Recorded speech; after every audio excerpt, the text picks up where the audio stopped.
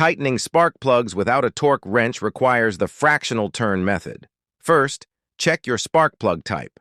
Look at the threads. If there is a crush washer at the base, it is a gasket-seat spark plug. If the base is angled metal with no washer, it is a tapered-seat spark plug.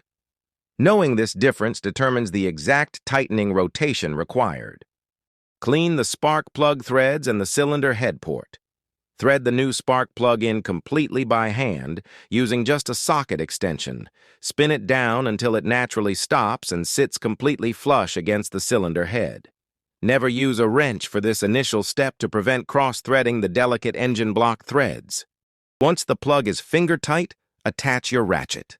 For a brand new gasket seat spark plug, turn the wrench exactly 1/2 to 2/3 of a rotation. This compresses the crush washer to create the proper seal. If you are reinstalling a used gasket seat plug, the washer is already crushed, so only turn the wrench 1/12 of a rotation. For tapered seat spark plugs, the procedure requires much less movement because there is no washer to compress. Once finger tight, turn the ratchet exactly 1/16 of a rotation.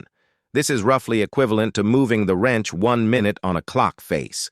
Reconnect your ignition coils or spark plug wires, and the installation is complete.